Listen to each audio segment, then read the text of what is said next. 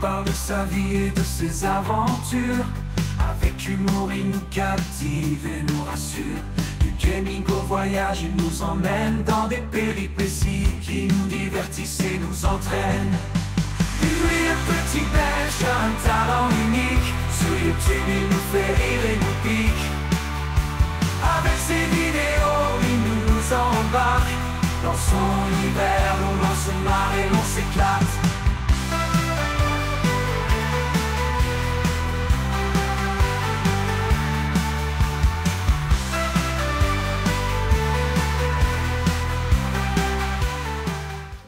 Et ben bonjour à tous mes petits belges, j'espère que vous allez bien. En tout cas moi ça super et ça bienvenue pour une toute nouvelle vidéo.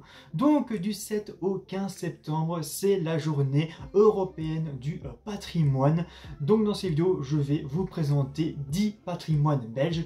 Donc dans ces vidéos il y aura des patrimoines wallons et il y aura des patrimoines flamandes et il y aura aussi des patrimoines de la région Bruxelles capitale. Donc sans plus attendre, commençons tout de suite avec le premier patrimoine. Donc c'est parti.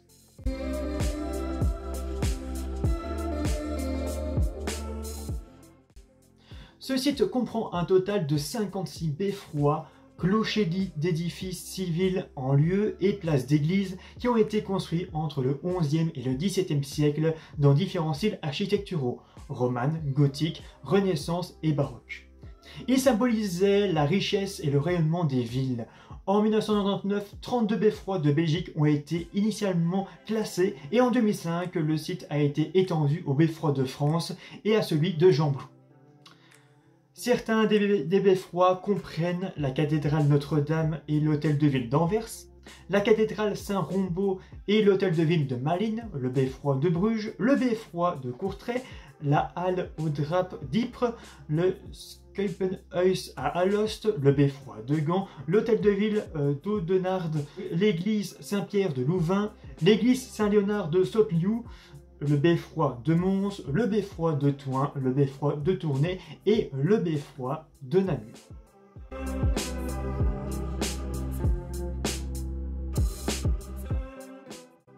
Les mines néolithiques de silex de Spienne sont les plus grandes et les plus anciennes mines néolithiques d'Europe, situées à proximité du village wallon de Spienne au sud-est de Mons.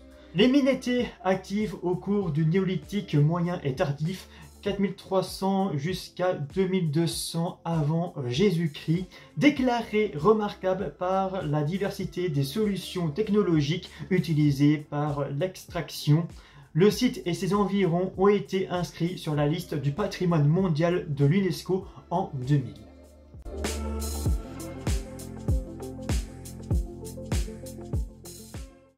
Le musée Plantin-Mortus est un musée de l'imprimerie situé à Anvers qui se concentre sur le travail des imprimeurs du XVIe siècle, Christophe Plantin et Jan Mortus.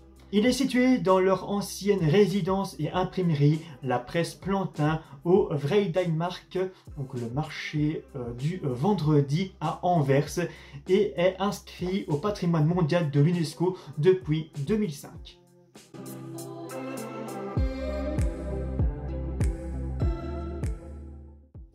Les ascenseurs du canal du Centre sont une série de 4 ascenseurs à bateau hydraulique situés près de la ville de La Louvière qui sont classés au patrimoine mondial de l'UNESCO en 1998. Tous les 4 sont situés sur le canal du Centre dans la ceinture industrielle historique du sillon industriel en Belgique.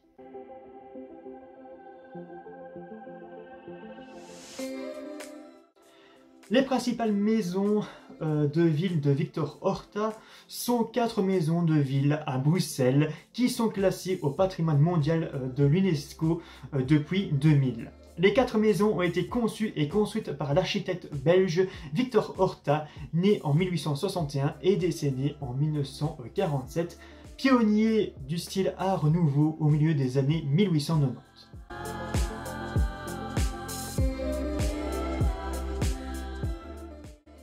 Les grands sites miniers de Wallonie sont un site inscrit au patrimoine mondial de l'UNESCO en 2012 et comprenant 4 sites en Wallonie associés à l'industrie minière du charbon belge du 19e au 20e siècle. Les 4 sites du regroupement situés dans la province du Hainaut et la province de Liège comprennent le Grand Ornu, le Bois du Luc, le Bois du Casier et Blény-Mine.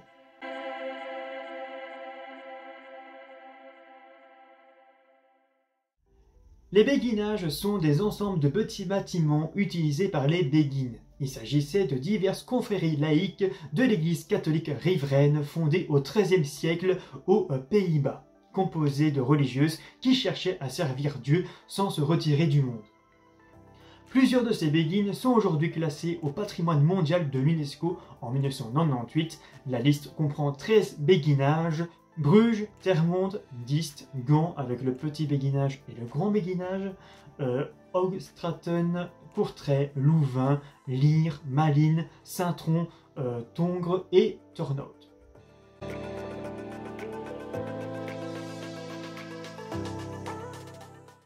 La cathédrale Notre-Dame de Tournai, ou cathédrale de Tournai, est une cathédrale catholique romaine, siège du diocèse de Tournai. Elle est classée à la fois au patrimoine majeur de Wallonie depuis 1936 et au patrimoine mondial depuis 2000.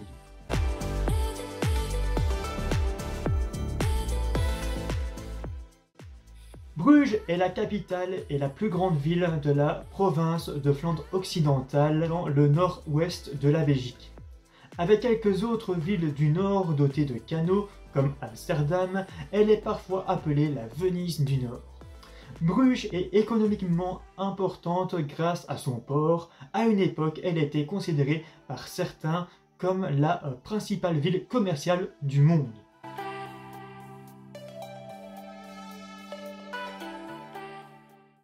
Et enfin, le palais Stockley était un hôtel particulier construit par l'architecte Joseph Hoffmann entre 1905 et 1911 à Bruxelles pour le banquier et amateur d'art Adolphe Stockley.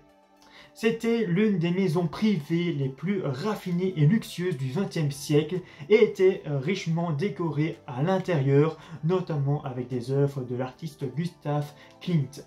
Le bâtiment a reçu le statut de protection de la direction des monuments et des sites de la région de Bruxelles-Capitale et a été classé au patrimoine mondial par l'UNESCO en juin 2009.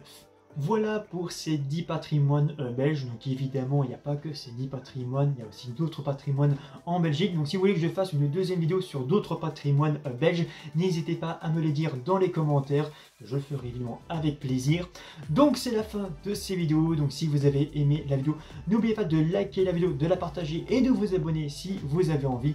Donc moi je vous dis à la prochaine pour une prochaine vidéo. D'ici là, portez-vous bien et ciao à tous.